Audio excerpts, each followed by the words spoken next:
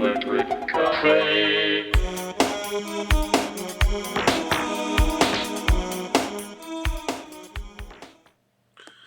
Hey everybody, welcome back to day number 20 on my January focus month on experimental ambient new age albums from the 60s, 70s, 80s, and 90s.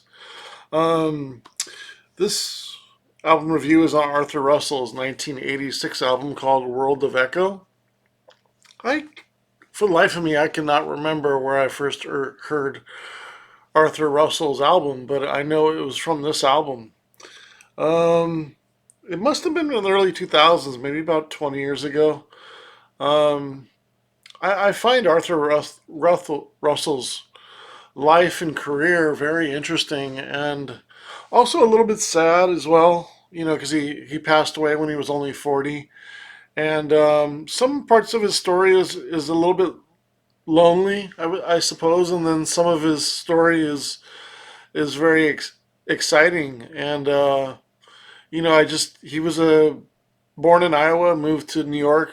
Very very inspiring early story of his career. Just he was interested in music. He became a cellist and went to study music. Moved all the way to New York when he was just a little bit out of high school. Was playing in some bands. Found a love for disco music. Had started recording some um, disco records. Has some huge success with some records he did, like "Is It All Over My Face" by Loose Joints, and then also he did a track called "Kiss Me Again," which was a disco track. Had David Byrne on it from Talking Heads, and those couple tracks had a really big success in a lot of the disco and uh, disco clubs and gay clubs in New York, and was played a lot by a lot of very prominent early disco DJs. That people always looked up to when you heard the names of like David Mancuso or Larry Levon or um, Francis Kevorkian edited one of his records. You know what I mean? He was also did a couple records in a new wave band called the Necessaries. So I mean, he had a really strong balance of of studio talent.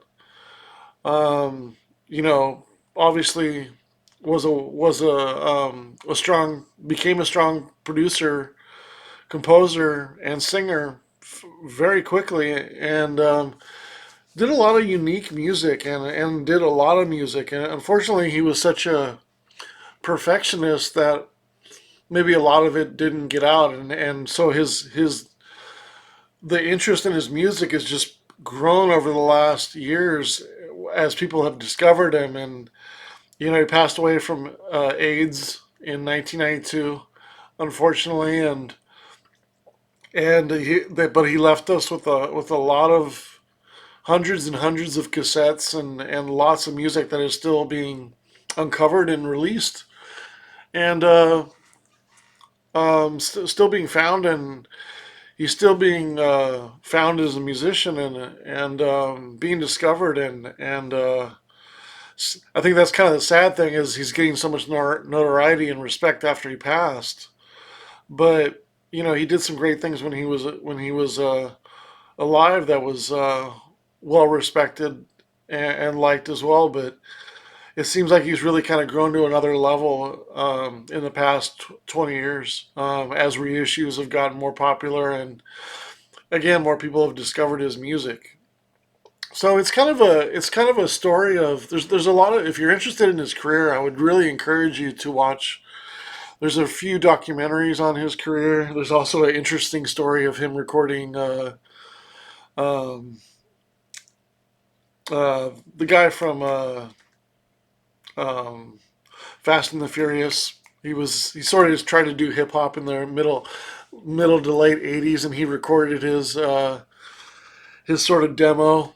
Um, yeah, I can't think of the bald guy in that movie, but there's a lot of really good documentaries out there of his life, including a documentary I'd like to see that it came out maybe 2 or 3 years ago that I haven't got a chance to see. I've been waiting for the right um, I've been waiting for the right time, but just haven't got around to it. But I want to give it my full view and my full attention. And I haven't got around to doing that yet. Maybe I think doing this review it made me want to revisit his life and check it out. But I just find it's a fascinating story of going from a small town, moving to New York, following your dreams, going to school, and then finding your way through these pockets of inspiration around people around school, around people out of school, forming bands.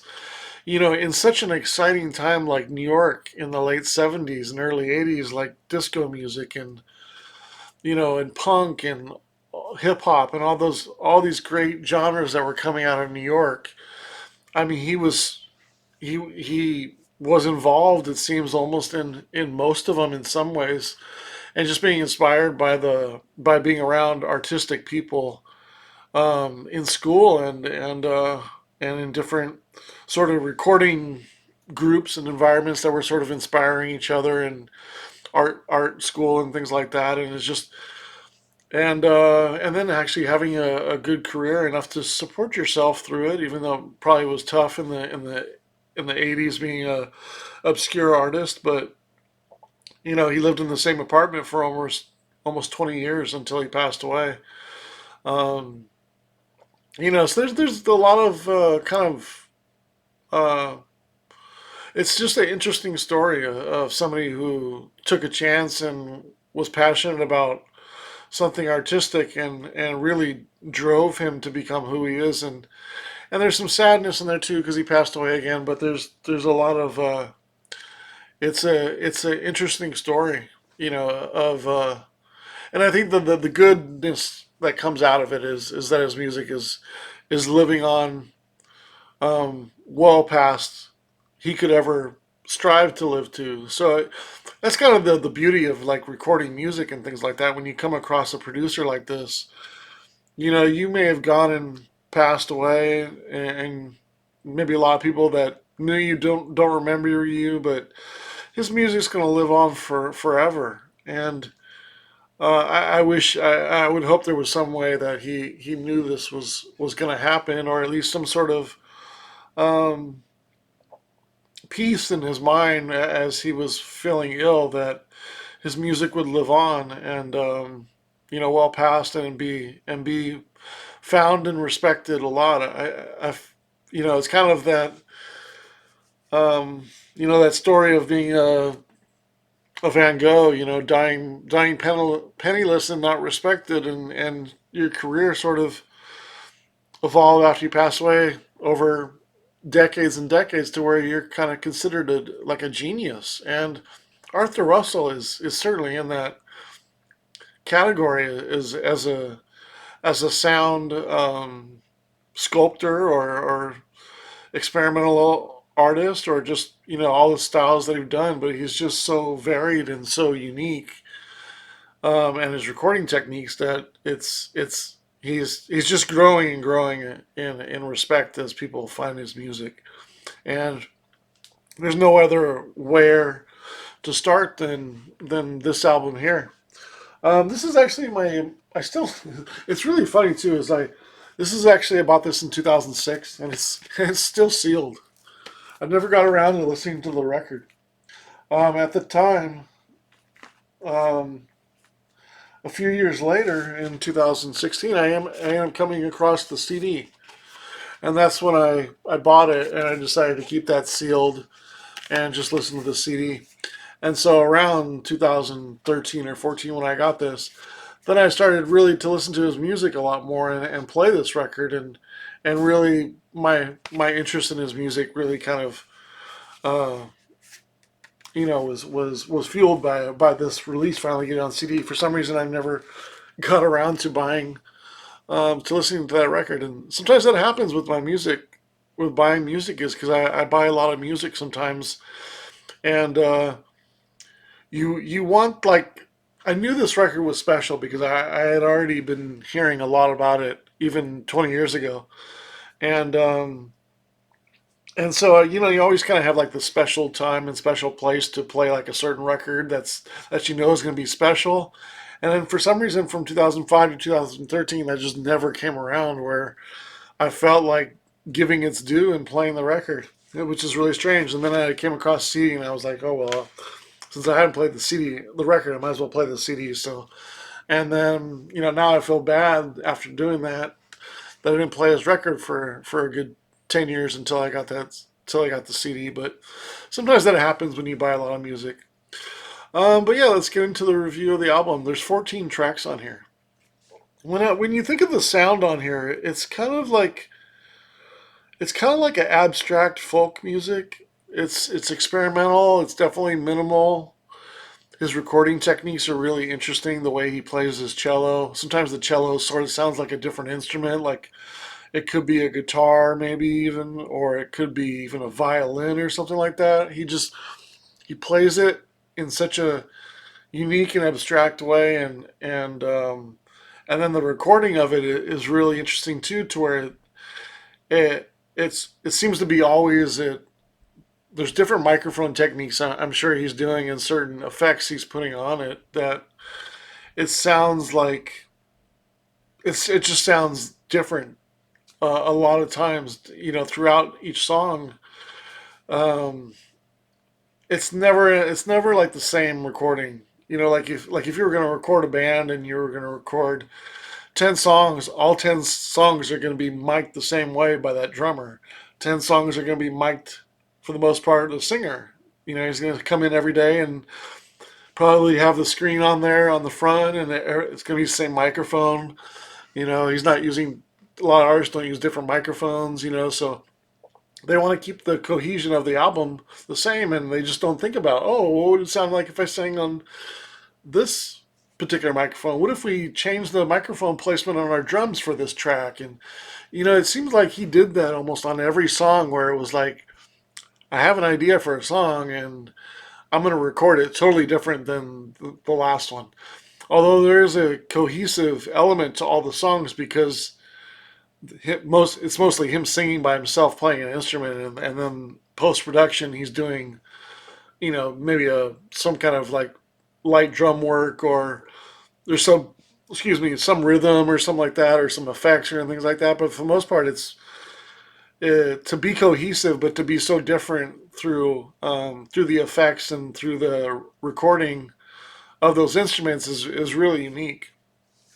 Um, there is a lot of other styles that it sort of feels like. It almost feels like a folk chamber sound, because there's such a delay and echo and phasing on the cello and his voice, and it's really unique sounding. Um, his voice sort of reminds me of Orlan Oy, if you guys have ever heard of Kings of Convenience, or he sort of sounds like Garfunkel from Simon and Garfunkel. His voice kind of reminds me of Garfunkel in some ways. Kind of has that kind of sincere honesty. He feels a little bit alone, a little bit, but there's hope in there and peace in there. But he's expressing himself, and there's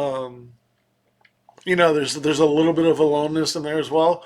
It reminds me a lot of Garfunkel, and again, Orland Oy from Kings of Convenience. Um, Definitely the overall style is definitely a sort of a left field soft. I don't even really know if it's like soft rock, but it's certainly like a there's definitely a ethereal in there, a little bit experimental for sure in there, and a little bit of balance of electronic and maybe a touch on alternative rock, but not really. But it's kind of more in the electronic and folk realm. If I was to like compare, a lot of people consider this an ambient record, and that's kind of interesting because I could see it as an ambient record, but then it's all 3 4 minute pop songs for them. I wouldn't say pop songs, but all three, 2 3 4 minute songs that have lyrics in them. So I don't know how it could be ambient, but um, I think more just experimental electronic and folk record. There's 14 tracks overall. Uh, the The first track, well, I'll run through these kind of quickly because we're about 15 minutes on the video, and I don't want to make this video too long. Um, the first track is kind of a short interlude. It's only like 57 seconds, so I didn't necessarily rate that one. So I actually rated the album out of 13 tracks. It just really doesn't do too much. It just kind of his voice and you know what I mean. It doesn't. It's really not much of a song, and so I felt like I don't think it made a difference if I recorded it or not. But when I started doing it, I was like, well, I'm not going to review that song because it's just not much of a song. Track two is the longest track on the album, and it's one of my favorites. It's called "Soon to Be Innocent Fun" slash "Let's See." It's a little bit over 9 minutes long. I like it a lot. It's 3.25 stars. Answers Me, 2.25 stars. Track number four, Being, 3.25 stars. Really like that one as well. Track four is my favorite on the album. Or track five, I'm sorry, track five. It's called Place I Know slash Kid Like You. It adds a little bit of drum machine on here. It's kind of almost like a folk grunge ambient style. It's really an interesting mix. It's so beyond, so well before its time. I think it's just, I mean, 1986 when this came out, this could sound alternative in the 90s, let alone 1986. Just a really, really good song and just almost hard to put into any kind of category, which, again, is some of the most expressive and experimental albums like this. I could, I'd have to almost take like six, seven, eight genres and sort of touch on each one, and it's sort of be a combination of those. That's when you kind of get the idea that wow, this doesn't fit into any subgenres, let alone any main genres, unless you're just going to say rock or pop or dance music. You know what I mean? It's just like it just combines so many styles of music in here, just really unique. But I give that track 4 stars. It's my favorite track on here. Excellent track. Track number six, She's a Star slash I Take This Time. 2.25 star, or sorry, 2.5 stars. Treehouse, I give 3 stars. See Through, 3.25 stars. Track number nine, Hiding Your Present from You, 3 stars. Wax the Van, 2.5 stars. Track number 11, All Boy, All Girl. This one almost has like an African sound to it, like the drums and the singing, some nice underlying bass notes. It has a little bit of tension in here, a little bit darker. Really like this one. Probably my second favorite song on the album. I give it 3.75 stars. Lucky Cloud, 3.25 stars. This one's a little bit faster. Definitely a lot faster. Interesting rhythm on this one for sure. Track 13 called Tower of Meaning slash Rabbit's Ear slash Home Away from Home. Some interesting title names too, like multiple titles almost in the same song, seems like. This one's interesting cello work. It's a bit harsher and a bit more normal in the feedback. Like the feedback is a little bit more like, okay, that sounds like a guitar amp feedback on this one. 2.5 stars. And then track 14, Let's Go Swimming. This is the original version of the album. This one's only 2 minutes and 33 seconds. Um, this one evolves the feedback to the furthest and the harshest extent on the album. It goes to the most extreme and sort of keeps it for last. And in doing that, it does show an evolvement of kind of the experimentalism and the effects used on this album and throughout the songs. I give it a 3.25 stars. Really like this song. However, it's not. If you guys know Let's Go Swimming, if you guys know the original dub versions, the extended versions, and the remixes that were on the 12-inch, that's a fantastic 12-inch, especially if you like dance music and early dub music from the 80s. Really some really cool music on there. It has a Balearic feel and it really ties in a lot to what's going on right now in house music. In sort of deep house styles. There's definitely like a Balearic sort of dub with some beats and stuff like that. Really, really unique, very ahead of the time remixes on that 12-inch. and it'll cost you a pretty penny if you want to get a copy of one. Um, Even the reissues are expensive. But yeah, so that's each song as far as a review. When I add up the total of the stars, 39 and 3/4 stars divided by 13 is a 3.05, which is right around a 70, 71.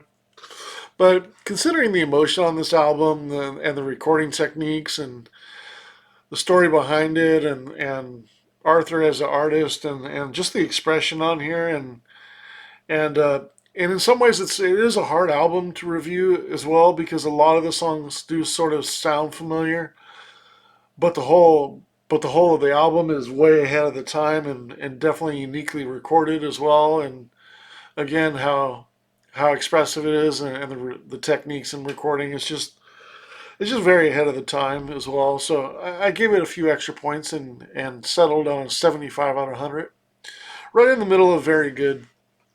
It's a unique album. I think it's an album that's growing as more people find it. It's nearing 40 years old next year, so I'd be curious your thoughts if you've ever heard it. Album is called World of Echo by Arthur Russell from 1986. Really interesting album, very interesting.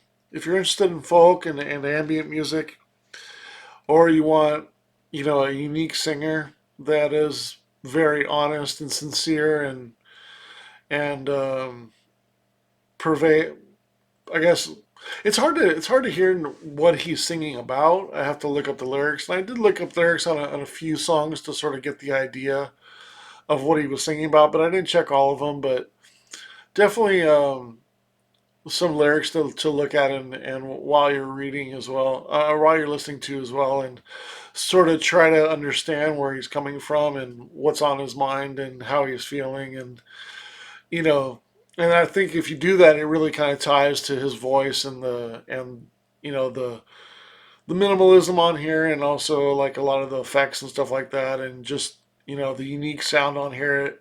It kind of gives more credibility and just works together when you're listening to it because you do kind of want to like, what's he singing about? You know what I mean? Because he's so expressive and his voice is so unique and it's a voice that's fragile. I think that might be the best word I can give his voice. Even more so than honest or sincere. It's fragile in some ways, and it's kind of if you know the story of him, it is kind of heartbreaking too. So then when you hear his voice, I don't know if it's just because you hear any voice of somebody who passed away, but I just really relate to his story because he comes from a small city, moves to a big city, and sort of follows his dream and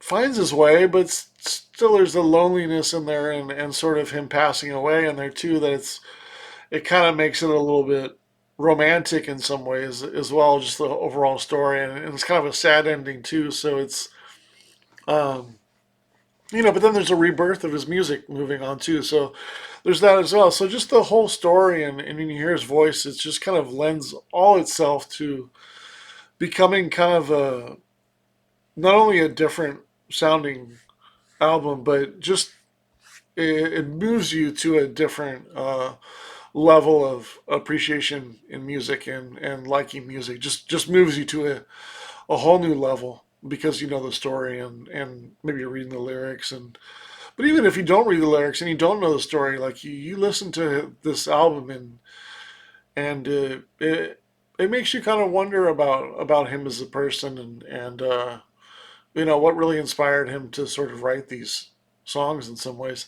I can't remember if he came from a broken home, but I can't remember if that happened or why specifically he moved away from a small city besides going to a college that he wanted to. But I'm sure that was probably the only reason. But I'm sure there was um, something that sort of happened, and I thought I remember reading something that sort of happened early in his life that sort of maybe is the cause for some of the lonely feeling or innocence and vulnerability in the way he sings the songs. But yeah, really really good album, very good album.